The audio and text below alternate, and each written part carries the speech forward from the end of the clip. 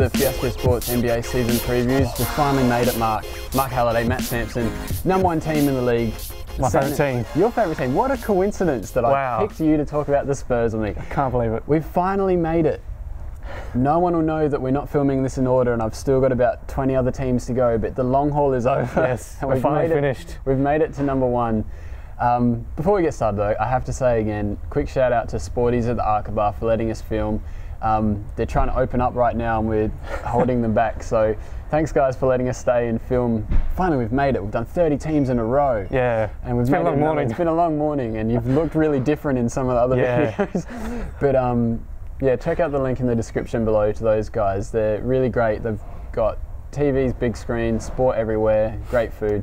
But we got to get into it. The Spurs, your favourite team. Yep. I should just let you do the show, shouldn't I? Yeah, well the Spurs, again, champions for the 5th time in 15 years? Yeah. 16 years? In the Tim Duncan era, we'll say. And it's been so long that I don't know what before the Tim Duncan era was. Yeah, I sort of remember a guy called Jordan, and that's about it.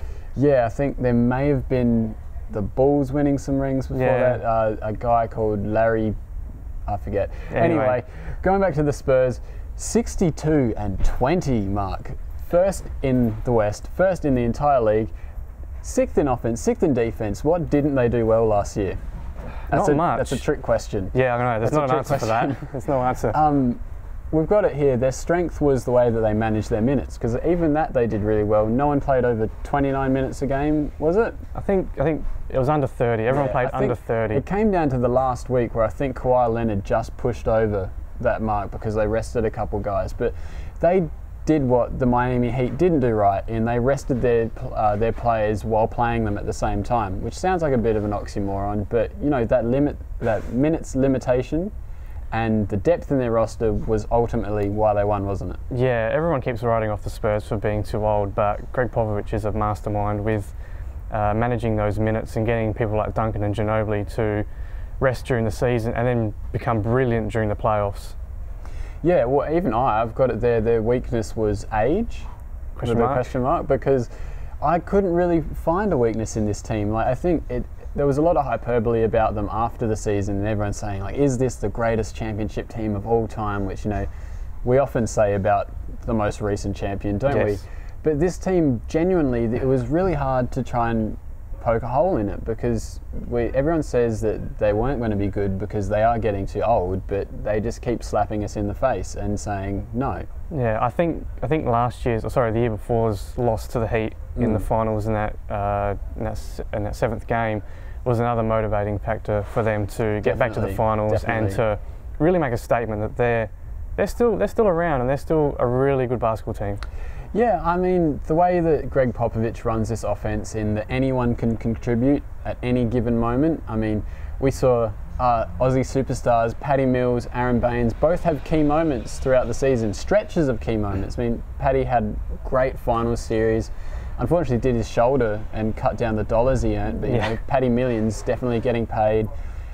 1 through 12, this is the best team that I can remember in a long time playing. But you know, looking at who they brought in the off-season, it really is sort of, it's just very Spurs-like, isn't it? It's more of the same, really, and quite literally, because they haven't actually lost anyone, haven't let anyone go. Yeah, not a single player. And they've only added, on the screen there, JaMychal Green, who knows if he will get any meaningful minutes. Yeah, I mean, the guys like JaMychal Green, Bryce Cotton as well was someone that he was brought across in the Summer League.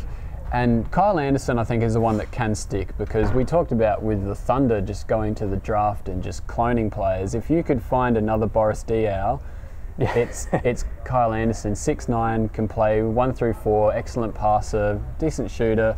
You know, like I said, it's very Spurs, isn't it, to do what they've done? Yeah, he's a great all-round player, and he averaged 14 points, 8 rebounds, 6 assists in his senior year at UCLA, so definitely a good fit for that team. It's really not fair that he fell to 30th in the draft, is it? There's someone that, even some people had him going in the lottery as high as 14, 13, but he fell all the way to 30, and the rich just get richer, don't they? Yeah, I think in a couple of years everyone will be saying, oh, the Spurs stole this guy again. Yeah. Although they're basically saying it now, so. Yeah, I mean, Manu Ginobili was a 2nd round pick, Tony Parker was down there. I mean, they stole Tim Duncan by tanking, Yeah. if we're allowed to say it. They tanked that entire season to steal I'm them totally from, okay with tanking once every 16 years if it think means 5 championships after that. Bill Simmons is still angry about the Celtics not getting that #1 pick.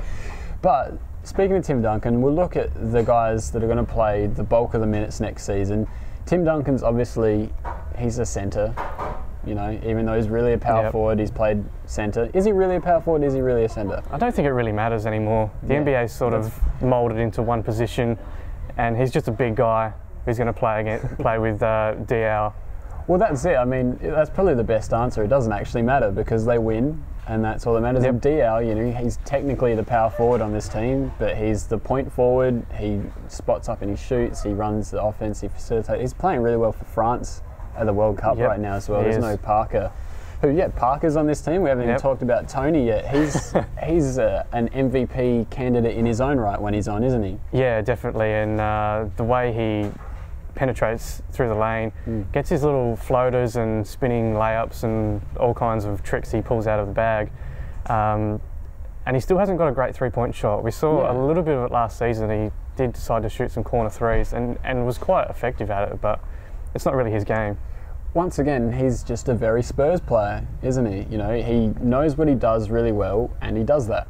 You know, he plays within his means. Thankfully for him, his means is a very good basketball player. Yep. But, you know, it's what the Spurs do really well is they play to their strengths, and that's why they've won so many rings. I mean, you've got Manu Ginobili there, who was really great to see him play really well last season, but they know that he can't play a lot of minutes, so they don't. Yeah.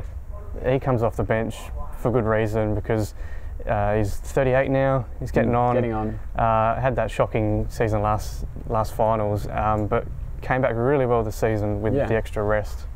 Yeah, well, that last game in particular, those turnovers, which is really hard to heap on him because it's such a high-pressure, desperate situation. There's always going to be mistakes made, but you could tell that it killed him at the end of the season. He was really obviously distressed by that, but signed on. And to his credit, everyone was slamming the Spurs for giving him so much money. Yeah. But I don't think I'm ever going to question Gregg Popovich ever again.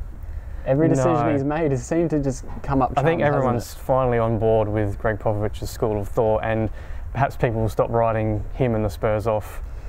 I think, though, the only time I would want to say no to Gregg Popovich would be if I was an NBA GM. Because looking at the next guy, the guy that everyone's earmarked to be a future superstar and will be a key contributor to this Spurs team, as maybe they only play their starters 5 minutes a game this year, 5 games a year. They'll probably still win 60 games anyway, but the key contributor we've picked out is Kawhi Leonard, who, if you're the Pacers, are you regretting saying yes to the George Hill trade? Yeah, that George Hill trade didn't really work out for the Pacers. Worked brilliantly for the Spurs. He averaged, as you see, 12.8 points per game. Increased that to 17 in the finals. Finals MVP. Head-to-head with LeBron James, no less. Yeah, took him on and probably had a decent go at him. Probably won that matchup in the end. Yeah, I would say it was pretty 50-50 because LeBron did have a great season as well. But you have to edge it in Kawhi's favour just for the fact that his team won. Yeah. You know, LeBron might have had the better individual series, but you know, as we know now, that doesn't really matter as much when you don't win the ring.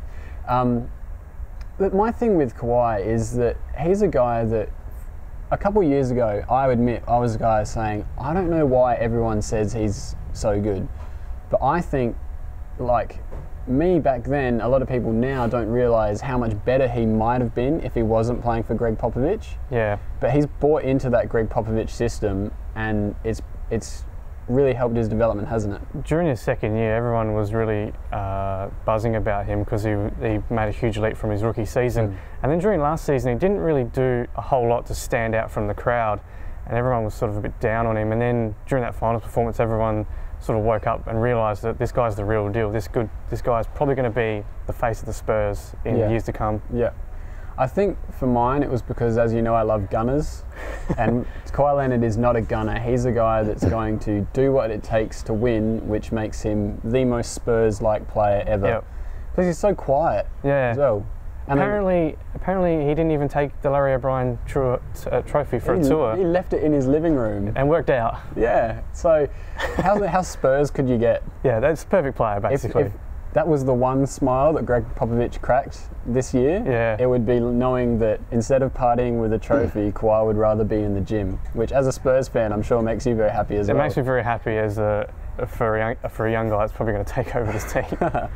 But we've got to move on to one of my favourite sections, if not the favourite section of the series. It's been great to go through all these hypotheticals that Believe the Hype boys have sent us. Check out all the info on the screen there and give them a follow. And I really can't stress enough how much you should listen to the podcast, because it is great listening. You're going to learn something. You know, it's education. That's Definitely. Why put your uni work aside, whatever you've got going on, and just educate yourself on the art of basketball. But here we go, Mark.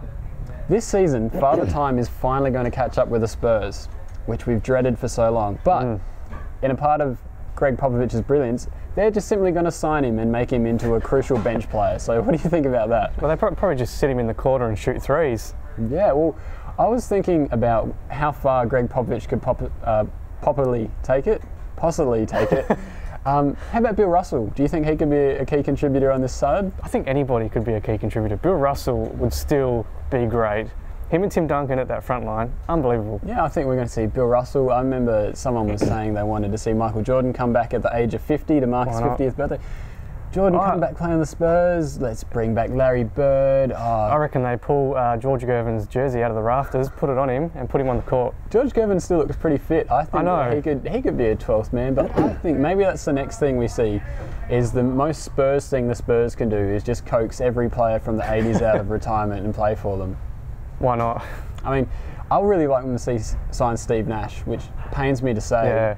He'll play like 6 games. Yeah. But pains me to say as a Suns fan, and you know, I wish horrible things against Robert Horry's hip and all those years of pain and frustration. But one guy that I'd like them to see before he retires is Steve Nash, because would he just become 18 again? The fountain of youth. They say pound the rock in the Spurs change room. Maybe it's the fountain of youth they've got parked in there. Yeah, maybe you can have a sip of that and fix all his injuries and whatnot. Whatever Gregg Popovich is sipping in the Gatorade, I think, Father Time shooting threes from the corner would be an excellent 30 for 30 as well. Yeah. You know, mythical creatures coming on, joining the team, why not? But anyway, we've got to go forward with the 30-second buzzer beater before Father Time catches up to us and kicks us out of the bar. What's your prediction for the Spurs this year? Spurs, I'm gonna say Spurs will go back to back. Back to back. They've never done that before, which is interesting. I think this is the year that the Spurs will go back to back. Tim Duncan will retire if they do so. It's his last year of his contract, so he's quite able to do that. And then they're probably going to throw all that money at Kawhi Leonard to renew his contract. Yeah, see, I've just realised now, it's probably because I'm a bitter old Suns fan. I've got them finishing short in the Western Conference Finals. I don't know why I'm going to back myself in like the degenerate gambler always does and say this is the year that the Spurs finally age catches up to them, and maybe Father Time will sign elsewhere and they won't make it all the way to the finals. I definitely think it could be an either-or situation. Either they win the championship or it just becomes that nightmare season that every Spurs fan has dreamt about for the past 3 or 4 years. Well, that being said, I still think they're going to somehow weasel their way into the best record in the league. So it wouldn't surprise me if they top 60 wins, and honestly, like you said, it wouldn't surprise me if they went back to back. But just as a Suns fan, I don't want that to happen, Mark. Anyway, that's all we got time for. Thanks again for joining us for Fiasco Sports NBA season previews. Check out Sporties at the Arca Bar. Check out the Believe the Hype podcast. All the description is going to have all the info in it. Thanks for joining me, Mark. Pleasure. I hope the Spurs don't win this season. Well, I disagree with you on that. We'll see you next time.